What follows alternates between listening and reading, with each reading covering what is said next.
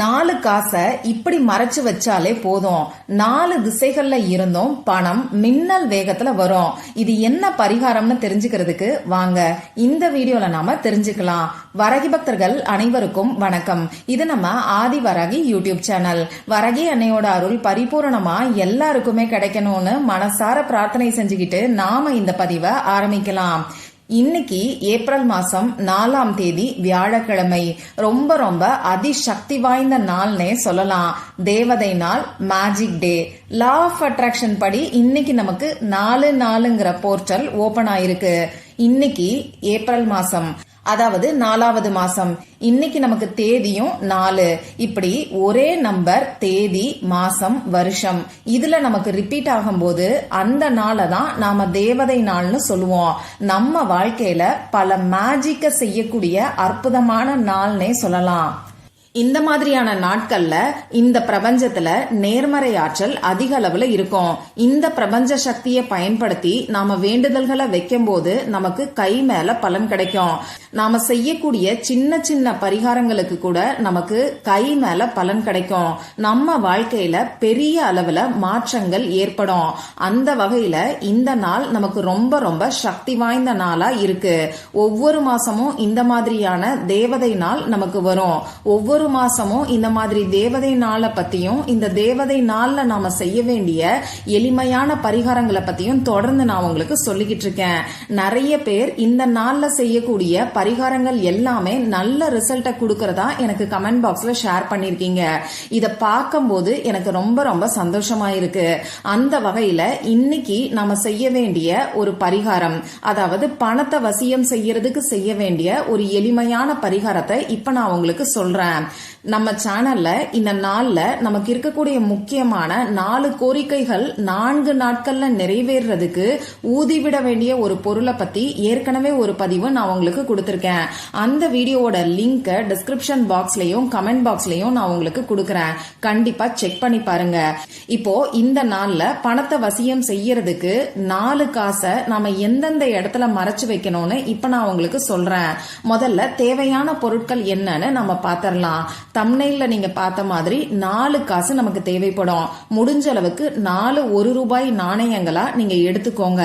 1 ரூபாய் நாணயம் 4 என்கிட்ட இல்ல, வேற ஏதாவது ஆப்ஷன் இருக்கான்னு கேட்டீங்கன்னா 1 ரூபாய் நாணயம், அப்படி இல்லைன்னா 5 ரூபாய் நாணயத்தை எடுத்துக்கோங்க. ஏன்னா இன்னைக்கு நமக்கு குபேர பகவானோட வழிபாட்டுக்கு உகந்த நாளா இருக்கிறனால இந்த 5 ரூபாய் நாணயம் பாத்தீங்கன்னா குபேர பகவானுக்கு உகந்தது.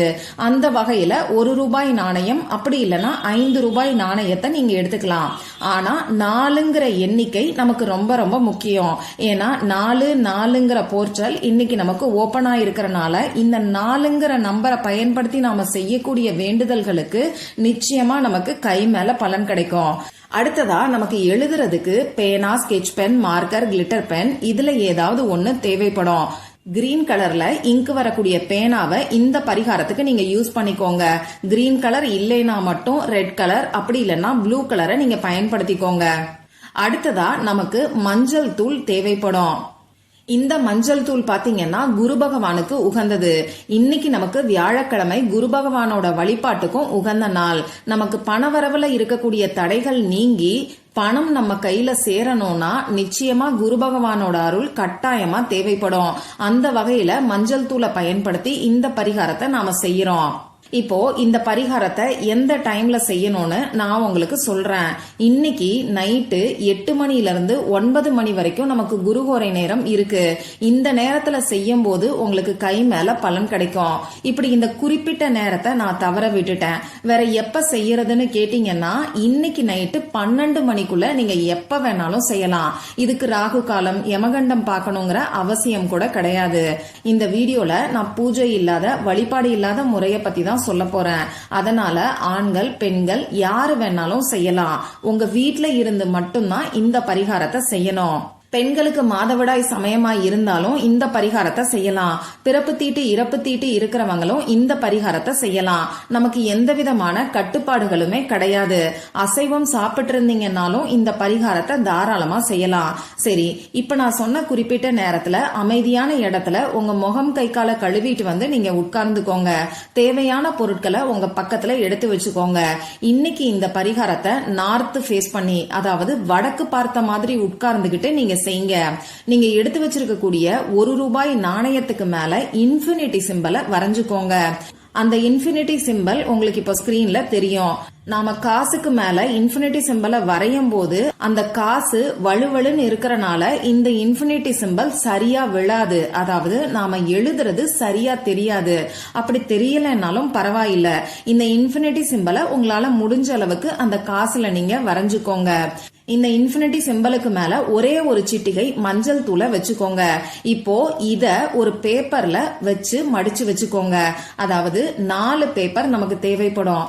தேவையான பொருட்கள் சொல்லும் போது நான் பேப்பர் சொல்றதுக்கு மறந்துட்டேன். 4 சின்ன சின்னதா உள்ளங்கை சைஸ்ல இருக்கக்கூடிய பேப்பர் இருந்தாலே போதும். இந்த பேப்பர்ல நீங்க இன்ஃபினிட்டி சிம்பல் வரைஞ்ச ₹1 அப்படி இல்லைன்னா ₹5 வச்சுட்டு அதுக்கு மேல ஒரு சிட்டிகை அளவுக்கு மஞ்சள் தூளை வச்சுட்டு இந்த பேப்பரை நீங்க மடிச்சுக்கோங்க. இந்த பேப்பர்ல இருக்கக்கூடிய ₹1 நாணயமும் மஞ்சள் தூளும் கீழே விழாத மாதிரி நீங்க மடிச்சு வச்சுக்கோங்க. இந்த மாதிரி 4 காசுலையும் தனித்தனியா இன்ஃபினிட்டி சிம்பலை வரைஞ்சுகிட்டு இந்த காசுக்கு மேல தனித்தனியா ஒரு சிட்டிகை அளவுக்கு மஞ்சள் தூளை 4 காசுலையும் வச்சு இந்த 4 காசையும் தனித்தனியா பேப்பர்ல வச்சு மடிச்சு வச்சுக்கோங்க. இந்த பரிகாரத்தை செய்ய ஆரம்பிக்கிறதுக்கு முன்னாடி உங்க குலதெய்வத்துக்கிட்டையும் குரு பகவான் கிட்டையும் குபேர பகவான் கிட்டையும் உங்களுக்கு பணவரவு அதிகரிக்கணும், பணம் சேமிப்புல தங்கணும்னு சொல்லி பிரார்த்தனை செஞ்சுக்கிட்டு பரிகாரத்தை செய்ய ஆரம்பிங்க. பண கஷ்டத்தை சொல்லி பிரார்த்தனை செய்ய வேண்டாம். கடன் பிரச்சனை இருந்தாலும் சரி, கொடுத்த பணம் திரும்பி வரணும்னாலும் சரி, அடகு வச்ச நகையை மீட்கணும்னாலும் சரி, நகை வாங்கணும் அப்படின்னு நீங்க நினைச்சீங்கன்னா கூட பணமும் நகையும் சேரணும்னு சொல்லி பிரார்த்தனை செஞ்சுக்கோங்க. எதிர்மறையான எண்ணங்களை உங்க மனசுக்குள்ள வச்சுக்காதீங்க. சரி, இப்படி பிரார்த்தனை செஞ்சுக்கிட்டு 4 ₹1 நாணயத்தையும் இப்ப நான் சொன்ன மாதிரி பேப்பர்ல மடிச்சு வச்சதுக்கு அப்புறமா இந்த பேப்பரை எந்தெந்த இடத்துல மறைச்சு வைக்கணும்னு இப்ப நான் உங்களுக்கு சொல்றேன். முதல் பேப்பரை எடுத்து பணம் வைக்கக்கூடிய ஏதாவது ஒரு இடம், அது பர்ஸா இருக்கலாம், அப்படி இல்லைன்னா பீரோவா இருக்கலாம், இந்த இடத்துல நீங்க மறைச்சு வச்சிருங்க. அடுத்ததா 2வது காசை கொண்டு போய் அரிசி டப்பாவுக்கு அடியில மறைச்சு வச்சிருங்க. ஒரு சிலர் அரிசிய மூட்டையோட அப்படியே வச்சிருப்பீங்க. இப்படி மூட்டையோட வச்சிருந்தீங்கன்னா அந்த அரிசி மூட்டைக்கு கீழே இந்த பேப்பரை நீங்க வச்சிருங்க. அடுத்ததா கல்லுப்பு டப்பாவுக்கு கீழேயும் இந்த பேப்பரை நீங்க மறைச்சு வச்சிருங்க. இப்ப நான் உங்களுக்கு 3 இடங்களை சொல்லியிருக்கேன். 4வது இடம் என்னன்னு பாத்தீங்கன்னா, நீங்க படுத்து தூங்கக்கூடிய தலகாணி உரைக்குள்ள இந்த பேப்பரை நீங்க வச்சுக்கோங்க. ஒரு சிலருக்கு தலகாணி வச்சு தூங்கக்கூடிய பழக்கம் இருக்காது. அப்போ நீங்க நைட்டு தூங்கும் போது இந்த ₹1 நாணயம் இருக்கக்கூடிய பேப்பரை உங்க தலைக்கடியில இருக்கிற மாதிரி நீங்க பாத்துக்கோங்க. இப்போ 4 இடத்துலயும் நாம மறைச்சு வச்சாச்சு. இப்ப இதை என்ன பண்ணணும்னு பாத்தீங்கன்னா, 4 நாட்களுக்கு இது அப்படியே இருக்கட்டும். நாம இன்னைக்கு வியாழக்கிழமை அன்னைக்கு இந்த பரிகாரத்தை செய்யறோம். அப்போ ஞாயிற்றுக்கிழமை வரைக்கும் இந்த 4 காசும் அப்படியே இருக்கட்டும். திங்கட்கிழமை அன்னைக்கு காலையில இந்த காசை எடுத்துக்கோங்க. காசை மட்டும் தனியா எடுத்துக்கிட்டு அந்த மஞ்சள் தூளையும் பேப்பரையும் நீங்க கால்படாத இடத்துல தூக்கி போட்டுருங்க. இந்த காசை நீங்க எளியவர்களுக்கு தானம் பண்றதுக்கு பயன்படுத்திக்கோங்க. அப்படி இல்லைன்னா மற்ற உயிரினங்களுக்கு, அது பசுமாடா இருக்கலாம், அப்படி இல்லைன்னா பைரவரோட வாகனமான நாயா இருக்கலாம், காக்கை, குருவிகள், இப்படி மற்ற உயிர்களுக்கு ஏதாவது ஒரு பொருளை வாங்கி தானம் பண்றதுக்கு இந்த காசை நீங்க பயன்படுத்திக்கலாம். இது எதுவுமே என்னால முடியாதுன்னு சொல்றவங்க கோவில் உண்டியல்ல இந்த காசை நீங்க போட்டுருங்க. இந்த திங்கட்கிழமை பாத்தீங்கன்னா நமக்கு அமாவாசையோட சேர்ந்து சூரிய கிரகணமும் இருக்கு. அதனால இந்த சூரிய கிரகணமும் அமாவாசையும் இருக்கக்கூடிய நாள்ல பசுமாட்டுக்கு வாழைப்பழமோ அகத்திக்கீரையோ வாங்கி கொடுக்கறது உங்களுக்கு இன்னமுமே அற்புதமான பலன்களை கொடுக்கும். அதனால இந்த 4 காசையும் பயன்படுத்தி பசுமாட்டுக்கு கூட நீங்க வாழைப்பழத்தையோ அகத்திக்கீரையோ வாங்கி கொடுக்கலாம். இவ்வளவுதான் நீங்க செய்ய வேண்டியது. முழு நம்பிக்கையோட செஞ்சீங்கன்னா நிச்சயமா கை மேல பலன் உங்களுக்கு கிடைக்கும். இந்த பதிவுல உங்களுக்கு ஏதாவது சந்தேகம் இருந்துச்சுன்னா எனக்கு கமெண்ட் பாக்ஸ்ல கேளுங்க. அதை நான் உங்களுக்கு உடனே தெளிவுபடுத்துறேன். இந்த பதிவு உங்களுக்கு பிடிச்சிருந்தா லைக் பண்ணிட்டு உங்க ஃப்ரெண்ட்ஸ் அண்ட் ஃபேமிலி கூட ஷேர் பண்ணுங்க. இந்த மாதிரி அந்தந்த நாளுக்கும் நேரத்துக்கும் திதிக்கும் உரிய வழிபாடுகளையும் பரிகாரங்களையும் நீங்க மிஸ் பண்ணாம தெரிஞ்சுக்கிறதுக்கு நம்ம சேனலை மறக்காம சப்ஸ்கிரைப் பண்ணிட்டு பக்கத்துல இருக்கக்கூடிய பெல் ஐகானையும் பிரஸ் பண்ணிக்கோங்க. மற்றும் ஒரு பயனுள்ள பதிவுல நாம சந்திக்கலாம். நன்றி.